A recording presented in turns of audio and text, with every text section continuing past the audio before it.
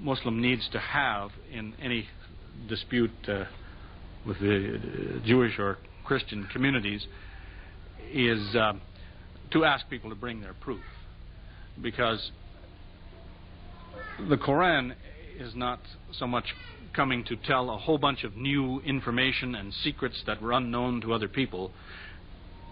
The bulk of this material is really a challenge to people who say too much, so that the Quran is saying that in some discussion with a Christian, for example, you would say, I agree with you when you say this, and I agree with point B and point C and point D, but when you say E and F, this is too much, I need proof. That's basically all that your discussion has to be about. Using an example yesterday of that the Christian may say, well, I believe Noah was a good man.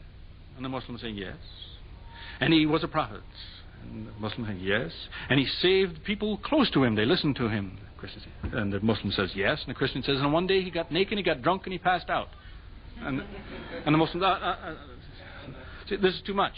See, that's a simple example, but if you see what I mean, you've gone to a point. Now, you don't have to this point, say, no, it isn't like that. It's like this. You've just said, no, we said one too many things. For that much I need more. I need proof. And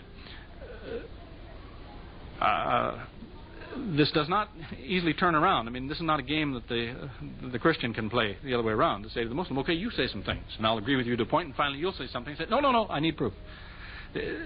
By and large, it doesn't work that way. There are some prophets mentioned in the Quran which are not known to the Christian. Make some claims about some prophet, but these are hardly. This is not an essential piece of Islam, that this is a sticking point, that unless this man admits to me the truth of the story of whatever, Luqman or something, then I'm finished with him. There's not something really in dispute here.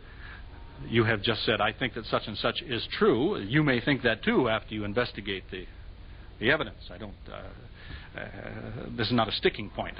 I mention that because I've seen some unfortunate circumstances where I guess sometimes a Muslim or a community of them have a list of things that they believe are all essential to Islam, and there's no order to these things. They're just a big list. And as soon as we meet something we're stuck on, we never move past this. Because I knew of a man in Detroit, and the man finally phoned me, and he was very disturbed. He was an American, and he'd been asking some questions about Islam, and he was getting a lot of discussion. And then one day some Muslim said to him, and in the washroom you must never use your right hand. And this man said, well, I don't know if I can do that. I have to think about that. And so this man said, I'm not going to tell you one more thing about Islam until you use your left hand in the washroom. He's stuck, in this place when there may be no doubt, and there are many other things this man needed to know rather than be frozen in this place. Anyway, I think that's where I'll leave it for now, and I thank you for your time and attention.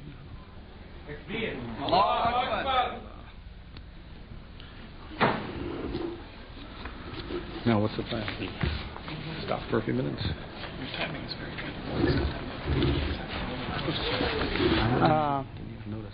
Can you hear me? Yes. Okay. I have a question here. I noticed that, from what you said, that the way to convince somebody is to get an answer, ask him another question, and wait until you get another answer, and then you compare the two answers, and you show him that it doesn't make sense. Do you think the logic is the only entrance to make somebody believe in Islam? No. The way you put it, it's like you are a mathematician, and mathematics 1 + 1 = 2. So.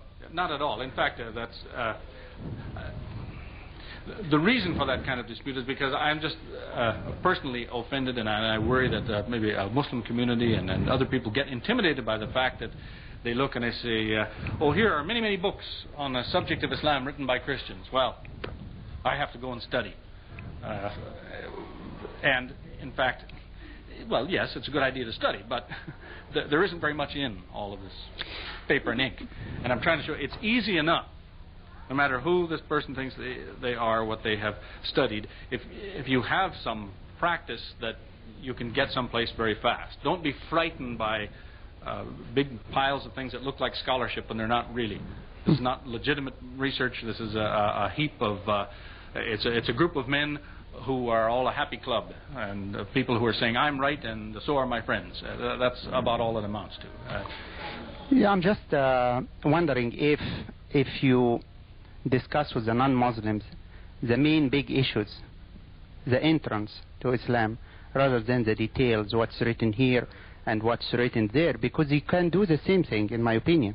They can get the Quran and study the Quran, and they try in their own opinion to find some contradictions.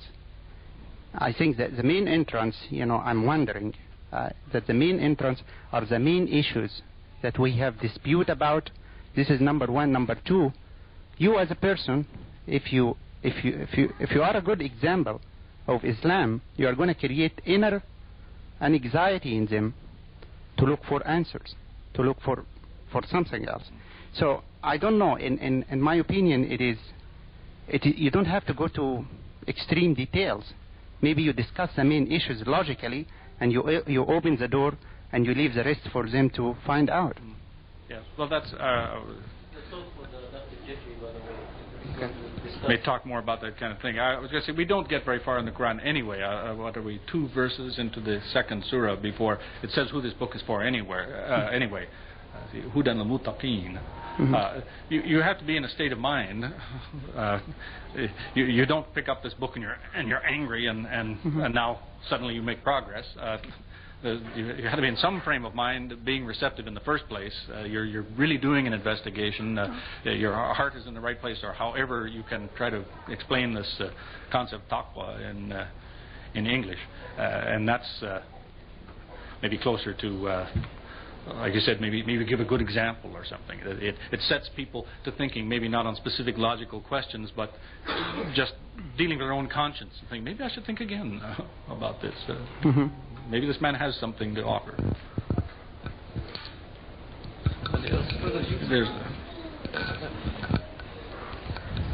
You have mentioned that there are 2 kinds of, or 2 categories of Christians, the ordinary ones and the fundamentalists.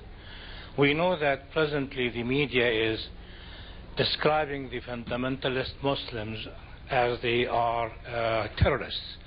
Now, could you kindly elaborate briefly on who are the fundamentalist Christians and how could we define them? I thought this was part maybe what he was going to say, but that's the point was being made, has been made before, that this is an unfortunate choice of words. That an American hears fundamentalist in regard to Christian, he says, oh, those people at the Baptist and the Pentecostal and the Church of Christ and so on. That's fundamentalist. And then he hears one day say, fundamentalist Muslim. Oh, well, those are the people who make the Islamic bombs and so on.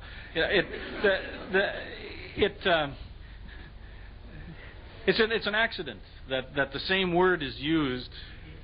There is no comparison. I suppose that the reason that it got started is that maybe the Christian thinks that, well, a fundamentalist Christian, this is a person who's very serious about his religion. He really studies it.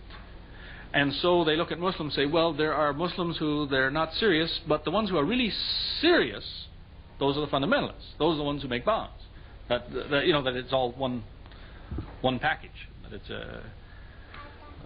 that's the closest I can come to guessing why they even use the same word, but there's no comparison otherwise. Thank you.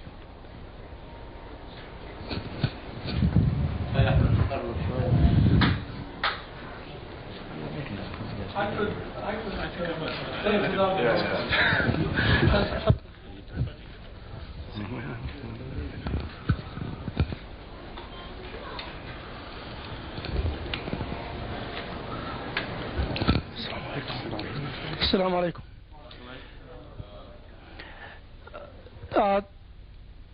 I've been